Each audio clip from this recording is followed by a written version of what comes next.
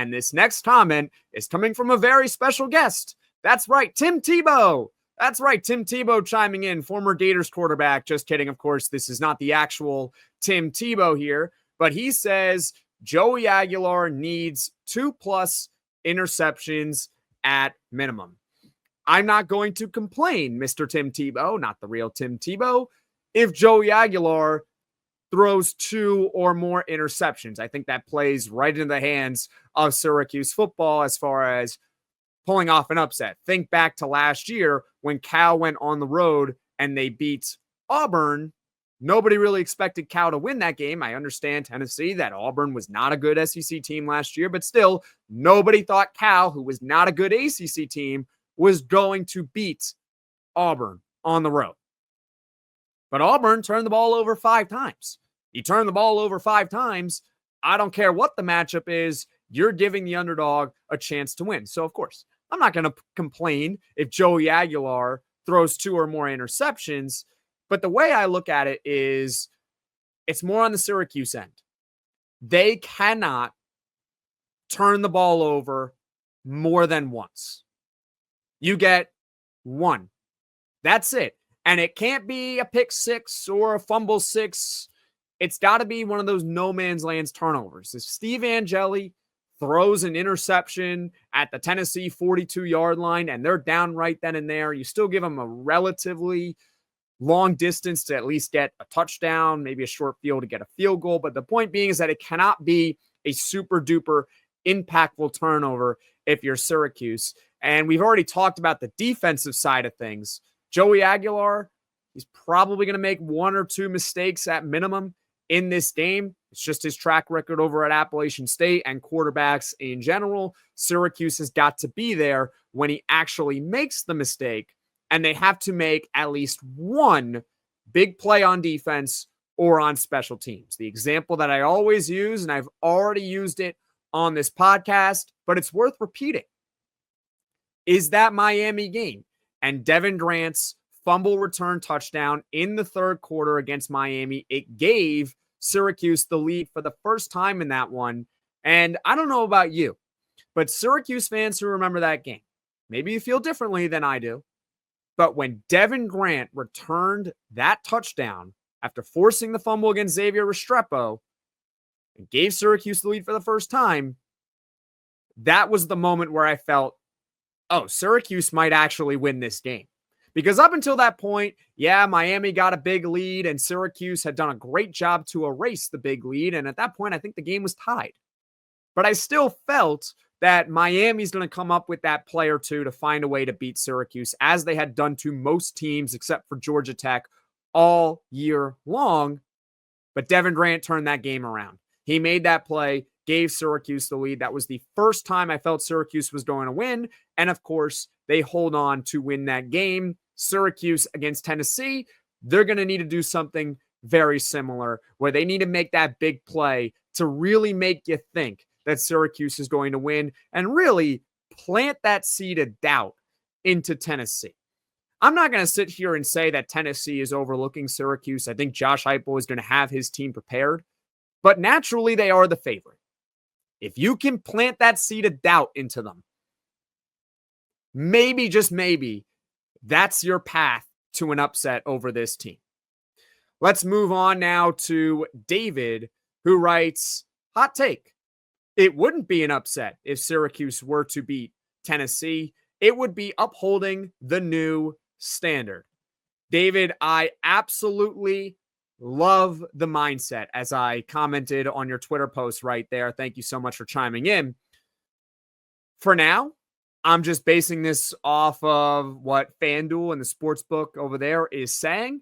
And they are saying that Syracuse is a 13.5-point underdog. So for now, Syracuse is an underdog. Therefore, if they were to win, of course, it's an upset. Now, in hindsight, who knows? Who knows? It's only week 1. All we have right now is paper and prior history. Useful tools to try to determine what's going to happen in a game, but we have nothing for this season. Absolutely nothing about Tennessee. absolutely nothing about Syracuse. Neither of them have played a single down of football in 2025. They did not play in week 0. I go back to last year in week 0 when Georgia Tech in Ireland upset Florida State. At the time, that was a really big upset, Georgia Tech winning at the buzzer. In hindsight, it was not an upset. Florida State was awful. Georgia Tech ended up being a pretty good team. Now, Tennessee fans, don't come at me. I'm not trying to sit here and say that Tennessee is going to be Florida State 2.0 in 2025. No, I am not saying that. I do not think they're going 2-10. They are a bowl team at minimum. They're probably going to win at least 8 to 9 games. They're a good program. Okay, this is not meant to be disrespectful, but more so to David's point, how in hindsight, maybe you do look at this game differently because you never really know, especially in week 1, where truly it feels like anything is possible. So thank you so much for the comments there, David. Let's move on to this next comment here. This is coming from Gavin over on YouTube. If Angeli can come out and be 75% as good as Kyle McCord, they could keep it close with the wide receiver room. Thank you so much, Gavin, for the comment there. 75% of Kyle McCord would be a fantastic season for Steve Angeli. Fantastic. That would be nearly 3,600 yards. I know compared to Kyle McCord, that doesn't seem like a whole lot, but 3,600 passing yards in a season is actually a pretty big total. 25 passing touchdowns, 9 interceptions. If Steve Angeli performs to that level, Syracuse is a bowl team. 25-9, 3,600 yards. If they don't make a bowl, then they were just awful in every other aspect of the game. And hopefully in the offseason, they would be able to shore those holes up because you would at least know that you have the quarterback for 2026. Again, Steve Angeli has got 1 more year of eligibility following this season. So in theory, he could be Syracuse's starting quarterback in 2026. Now, here's a question that I have for you all right now, and also for Gavin, who left this comment. Can Steve Angeli lead Syracuse to 30 or more points against Tennessee? And this is going to go back to my point about how a defensive store or a special teams store is so critical for Syracuse to upsetting Tennessee. So let's look at the numbers. Since 2021, that is when Josh Heupel became the head coach over at Tennessee, Tennessee has played 20 non-conference games, including bowls, and of course, last year's college football playoff against Ohio State. Tennessee, in those 20 games, they have only allowed 30 or more points in 3 occasions. So 3 out of 20 times, they allow 30 or more points against power conference opponents in that time frame that were not in the SEC. So now we're shortening the sample a little bit, but also taking out some of the easy, super duper easy cupcakes, no FCS opponents, no non-power conference opponents. Power conference opponents now, in that time frame, opponents have averaged about 24 points per game. So I think Syracuse is going to need at least 30 to pull off this upset.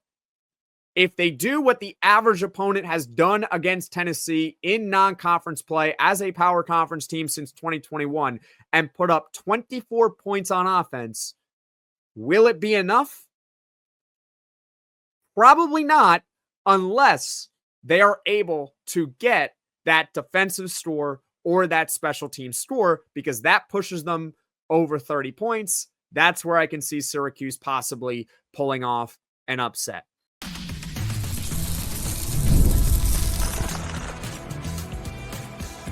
You are Locked On Syracuse, your daily podcast on the Syracuse Orange, part of the Locked On Podcast Network, your team every day.